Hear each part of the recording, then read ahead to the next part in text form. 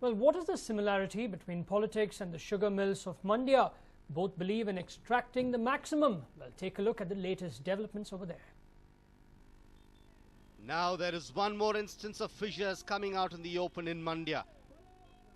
A former MLC, Ramaraju, has lashed out at the former Chief Minister, S.M. Krishna. Listen to Ramaraju, who lambasted the former Chief Minister for having neglected the state sugar capital. Krishna ಅವರು 10 ವರ್ಷಗಳಿಂದ ಮಂಡ್ಯ ಕಾಲ ಹಾಕಲಿಲ್ಲ. ಅದು of record ನಾನು ಹೇಳ್ತಾ ಇದ್ದೀನಿ. ಗೊತ್ತಾಯ್ತಾ? 10 ವರ್ಷಗಳ ಕಾಲದಿಂದ ಈ ಮಂಡ್ಯ ಕಾಲ ಹಾಕಲಿಲ್ಲ. He even questioned the sudden activism of Krishna, suspecting that the latter was looking for some political rehabilitation or posting for himself.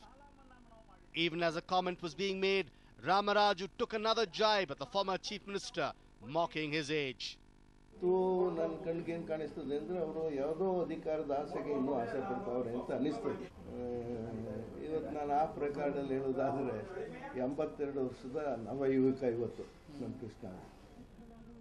What is extremely worrisome is that Ramaraju has opined that the Congress nominee for Mandya, Ramya, might not be able to retain her seat in the elections.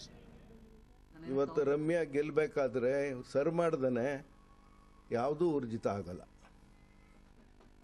Ramaraju also noted that an attempt to quell the difference of opinion in Mandya was an effort which would go in vain. ಇವತ್ತು ಕೃಷ್ಣ ಅವರು ಪರಮೇಶ್ವರು ಎಲ್ಲ ಸೇರ್ಕೊಂಡು ಒಂದು ಒಮ್ಮತ ಮಾಡಿದ್ದೀವಿ ಅಂತೇಳಿ ಜಂಬೂ jet ಸೈನ್ಯನ ಕರ್ಕೊಂಡ್ಬಂದು ಮಂಡ್ಯದಲ್ಲಿ ಮಾಡಿದ್ದೀವಿ ಅಂತಾರೆ. ಪ್ರಯೋಜನ ಏನು? Having painted such a worrisome picture, Ramaraju also said that if Ramya did eventually win, it would be due to her personal charm and not due to the efforts of the Congress. ಕಠಿಣ ಇದೆ.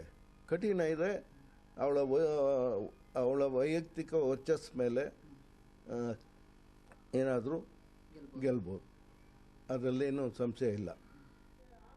Certainly, the last word about Mandya politics has not been spoken. It remains to be seen what happens next. A News9 report. Well, with D-Day fast approaching and political parties leaving no stone unturned to woo voters, the Election Commission is on high alert. It is going all out to foil the plans of poll code violators. There is just over a week left for the elections. All candidates in Bengaluru beware. The Election Commission has its sources in different departments and is going all out to ensure that no illegal means are employed to woo voters. The Election Commission has booked 19 cases in Bengaluru till April 4th for poll code violation, with 14 cases from Bangalore North Parliamentary constituency alone. This despite the Commission conducting awareness programs where candidates have been told what they can and cannot do.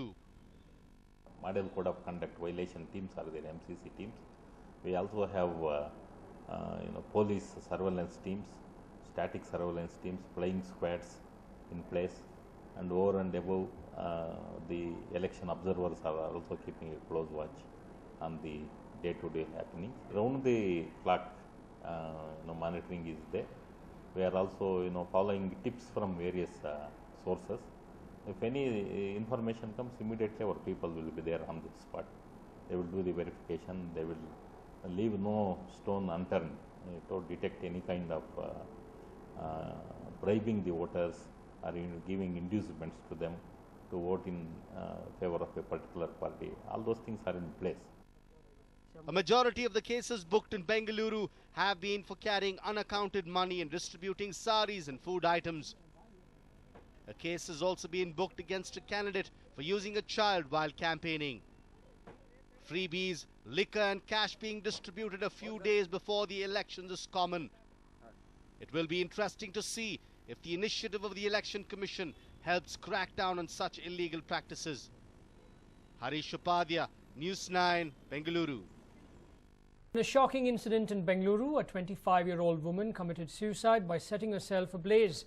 The incident took place in Anjanapura. The woman is said to have taken the extreme step, unable to bear the dowry harassment meted out by her in-laws. The deceased has been identified as 25-year-old Savita.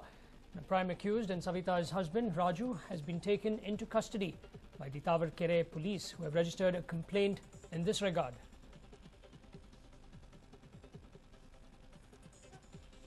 In fact, it's a shocking incident that has come to light in Bengaluru. A 25-year-old woman committed suicide by setting herself ablaze. Now, this incident has taken place in Anjanapura. The woman is said to have taken the extreme step, unable to bear the dowry harassment meted out by her in-laws. The deceased has been identified as 25-year-old Savita. Prime accused and Savita's husband, Raju, has been taken into custody by the Tavarekere police, who have registered a complaint in this regard.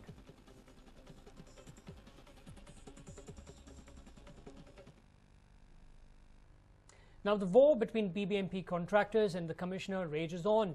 The contractors are now threatening to Garao, the chief accountant's residence, if the pending dues are not cleared. BBMP is yet to clear dues of 1,800 crores. Now, the Palike is yet to pay the money to the contractors. The BBMP Commissioner Lakshmi Narayana had promised to pay 75 crores yesterday, but has failed to do so. Now, the contractors have on and off requested the Commissioner and the BBMP Mayor to pay them their pending dues. But every now and then, the Commissioner and the Mayor keep stating that they would do so the next month and the next month. Now, once more, the Commissioner had promised to pay 75 crores yesterday, but has failed to do so.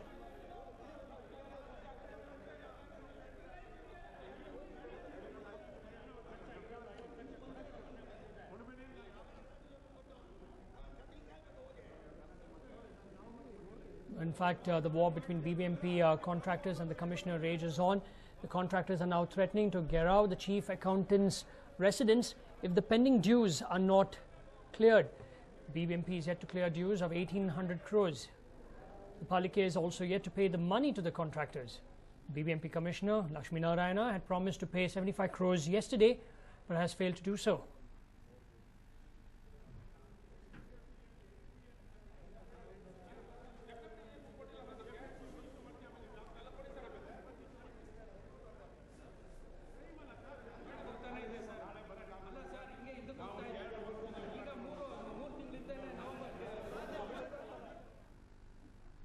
Well, the virtuous son of King Dashrath, Sri Rama, was born today. And on this, the holy day, devotees across Bengaluru celebrated Ram Navami with pomp and joy. Shuddha Brahma Paratpara Rama Kalatmaka Parameshwara Rama. Shuddha Brahma Paratpara Rama Kalatmaka Parameshwara Rama. Sri Rama, Maryada Purusha, Kausaleya. These are some of the many names on people's lips as the city celebrated Ram Navami in a grand manner. Thousands of devotees thronged several temples across the city to seek the blessings of Lord Rama. A day completely dedicated to Rama, who is believed to be the seventh incarnation of Vishnu, Rama Navami marks the birth of Sri Rama, the eldest son of King Dashratha. Few also believe it was the day Rama and Sita got together in wedlock. On this day especially, Rama is remembered for his idealistic and righteous reign as the Prince of Ayodhya. Ram Navami is a very, very important festival for us because it's the birth of Lord Rama, and he is one of the greatest avatars of Vishnu, because more than anything he is the Adarsha Purusha. So his nobility and his truth and the valor with which he fought, and he finally showed that whatever happens for so many years, that good will finally pervade over the evil. And they say that as long as what I have read about Rama is, as long as rivers are flowing and trees are growing, his blessings and his power will always be there. Several temples like the 400-year-old Karanji Anjaneya temple in Basavanagudi, the Ram Mandirs in Rajaji Nagar and Malleshwaram, and several others held special pujas and rituals for the deity. Though the day started with a small number of devotees in several temples, the number grew through the day. Temples across the city offered special abhishekas and alankaras on this day. The idols were decorated with visually rich flowers, jewelry and clothing, which gave it that mesmerizing touch. Ram Navami also means that the devotees can get a taste of the yummy panka, buttermilk and the special cucumber salad, which are the traditional preparations of the day. Devotees who waited in line in the hot sun to seek the blessings of the Lord were in for some cool treat thanks to the chilled pankas and the buttermilk that was offered as prasada. The rituals continued throughout the day, and considering that it's a weekday, the number of devotees visiting temples are bound to be higher towards the evening.